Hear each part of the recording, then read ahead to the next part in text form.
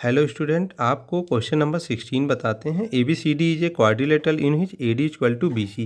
तो यानी सबसे पहले मुझे क्वाड्रिलेटरल बनाना होगा। क्वाड्रिलेटरल का मतलब ये कि जिसमें चार भुजाएं हों, ठीक है। तो उसमें ध्यान ये रखना है कि ए डी को बी सी के इक्वल करना है, ठीक है। आइए बनाते हैं। सबसे पहले देखिए, मैं यहाँ पर बना रहा हूँ ए, ये बी, ये सी और ये डी। मुझे ध्यान रखना है कि ए डी बी सी के इक्वल हो। अगर ये लेंथ ऐसे है, ठीक है, तो हर हालत में ये लेंथ ऐसे होनी ही चाहिए, ठीक है। मतलब अगर ये 5 है तो 5 यूनिट ये भी होनी चाहिए। तो A D equal to B C है, ठीक है। यानी ये लेंथ और ये लेंथ सेम है। अब आगे आइए क्वेश्चन पे फिर से। कह रहा if P Q R S be the mid point of A B A C C D and B D. तो यहाँ पर ध्यान देने वाली बात ये है कि जो आपका पॉइंट है पी क्यू आर एस, ठीक है, वो कहाँ पर है? ए बी कहाँ है? ये तो ए बी का मिड पॉइंट ले लीजिए पी, ठीक है। उसके बाद मुझसे ये कह रहा है कि ए सी, तो ए सी को ये मिला लीजिए, ठीक है। तो कह रहा है कि A B A C C D and B D, तो बी डी को भी मिलाना पड़ेगा, ठीक है। तो ये बी डी को हम मिला लेते हैं ये, ठीक। तो अब करना क्या है, ये ए बी का मिड पॉइंट पी है। फिर हमसे कह रहा है कि ए सी का क्यू है, तो ए सी ये है, इसका मिड पॉइंट लगभग यहाँ कहीं आ रहा है, ठीक है। तो ये क्यू हो गया, तो पी क्यू। फिर आते हैं उसके बाद देखिए, क्यू हो गया। आर जो है वो सी डी का है, तो सी डी कहाँ है? सी डी ये है, सी डी का मिड पॉइंट ये है आर, ठीक है। तो ये आर हो गया, इसको ऐसे ले लीजिए, ये आर हो गया। फिर हम बात करते हैं आर और यस। यस जो है वो मिड पॉइंट सी डी का है, तो सी डी का मिड पॉइंट, सी डी का मिड पॉइंट नहीं, बी डी का मिड पॉइंट यस है, तो बी डी, बी और डी का मिड पॉइंट ये है यस, ठीक है। मैं मान रहा हूँ कि यहाँ पर है ये यस, ठीक। अब इसको अगर ये मिला दिया जाए सारे साइडों को, ये जो बन रहा है प्रूव करना है कि ये आपका रोम्बस बनेगा। तो मैं रोम्बस को प्रूव करने के लिए बता दे रहा हूँ कि अगर मैं किसी तरह से रोम्बस को दिखा दूँ कि उसकी सारी साइडें आपस में इक्वल हैं, साइड क्या हैं? इक्वल हैं, ठीक है। और दूसरी चीज़, साइड इक्वल होने के साथ साथ पैरेलल दिखाएंगे, दो साइड जो हैं पैरेलल दिखा देंगे एक दूसरे के। जैसे मैं ए बी को पैरेलल, सॉरी यहाँ पर पी क्यू को पैरेलल आर एस के, और पी एस को जो है क्यू आर के पैरेलल दिखा दें, तो ये पूरा संभव हो जाएगा, ठीक है।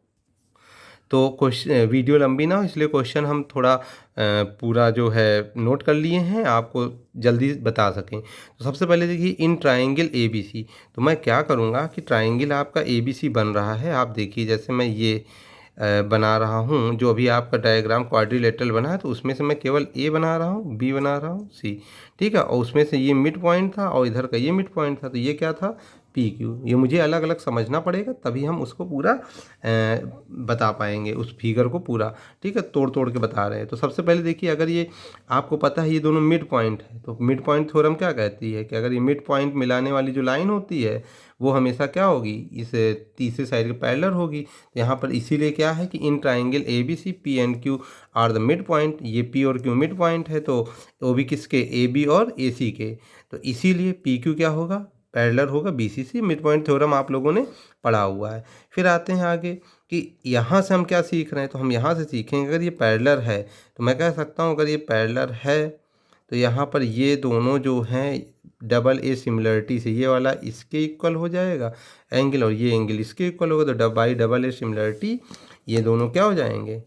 सिमिलर हो जाएंगे, ठीक है। और सिमिलर हो गए तो मैं लिख सकता हूँ कि ए पी क्यू सिमिलर क्या हो जाएगा? ए बी सी के। तो इस दौरान आप जानते हो सारी साइड क्या होती है? इक्वल होती है। तो A P upon A B, आप देखिए ना, आप देखिए यहाँ पर A P upon A B, इसी तरह से P Q upon B C और ए क्यू अपॉन ए सी। यही चीज़ अब मुझे सारे ही पार्ट में लगाना होगा और मिड पॉइंट का यूज करते हुए। तो अब देखिए यहाँ A P upon A B equal to A Q upon A C और P Q upon B C कर लिया है। ये किसके बराबर हो गया? 1/2 कहोगे ये कैसे? तो यहाँ पर देखिए बिकॉज को मैंने एक्सप्लेन किया है कि P Q upon B C हो गया, और यहाँ पर ए क्यू अपॉन ए सी ये था, तो ए सी को तोड़ के ए क्यू प्लस क्यू सी कर लिया।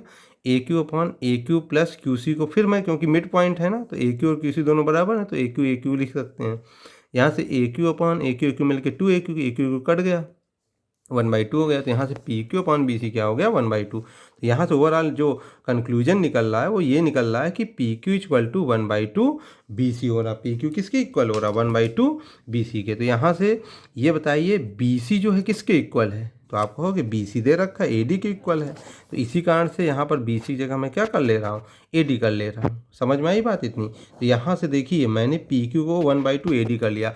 अब मेरा जो एम है कि अब मैं क्या करूं, इसी तरह से मिड पॉइंट थ्योरम कहते हुए QR को भी 1/2 AD दिखा दूं, SR को भी 1/2 AD दिखा दूं और PS को भी 1/2 AD दिखा दूं। तो इसको जो शॉर्ट फॉर्म है मैंने यहाँ पर लिखा है, इधर देखिए, in triangle CDA RQ parallel DA। अगर RQ DA के पैरेलल हो जाएगा, RQ अगर पैरेलल हो जाएगा DA के, जैसे यहाँ पर देखो ये पैरेलल है और इसका मिड पॉइंट R जो है CD का है, Q जो है AC का है, तो मिड पॉइंट है, तो यानी ये RQ पैरेलल हो जाएगा 1/2, मतलब AD के पैरेलल हो जाएगा। तो वही डबल ए सिमिलरिटी, फिर सारा रेशियो इक्वल करोगे और आप क्या दिखा लोगे कि RQ इक्वल टू 1/2 AD। तो आप देख रहे हो दो भुजाओं को 1/2 AD के बराबर, एक तो PQ बराबर 1/2 AD दिखा दिए और एक बार RQ बराबर 1/2 AD दिखा दिए। अब इसी तरह से इन ट्राइंगल BDA ले लो, उसमें SP पैरेलल DA दिखा दो, SP इक्वल टू 1/2 DA हो जाएगा।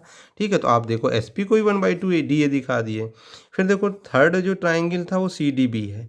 ठीक है, तो अगर आप देखना चाहो तो CDB कौन सा ट्राइंगल, तो ये है। तो इसमें ये दोनों मिड पॉइंट है, तो फिर से वही मिड पॉइंट थ्योरम से यहाँ से भी हम क्या कर लेंगे, 1/2 ऑफ AD हो जाएगा RQ के। तो यहाँ से आप देख सकते हैं SR 1/2 BC था, तो BC को ही हम जान रहे हैं, हमको पता है कि वो 1/2 AD के बराबर है, मतलब BC जो है AD के बराबर है, तो इसलिए SR भी 1/2 AD। तो आप देख लीजिए SP हो गया, RQ हो गया और SR, और साथ में यहाँ जो है वो PQ है। ये चारों ही साइडें 1/2 AD के बराबर हुआ, तो यानी मैं कह सकता हूँ PQ, QR और RS और SP, ये चारों ही भुजाएं आपस में इक्वल हैं। और साथ में आप बार बार कह रहे हो ना ये इसके पैरेलल है, मिड पॉइंट से पैरेलल है, तो सीधी सी बात मैं कह सकता हूँ कि चारों भुजाएं बराबर हैं और ये वाली साइड मतलब ये वाली जो लाइन होगी इसके पैरेलल हो जाएगी, ये इसके पैरेलल हो जाएगी। ठीक है, तो आप यहाँ से कह सकते हैं कि ये क्वेश्चन इंपॉर्टेंट था और कैसे मैंने सारी साइडों को इक्वल करके उसको पैरेलल दिखाया। ठीक है, आशा करता हूँ आप समझ गए होंगे। तब तक के लिए थैंक यू।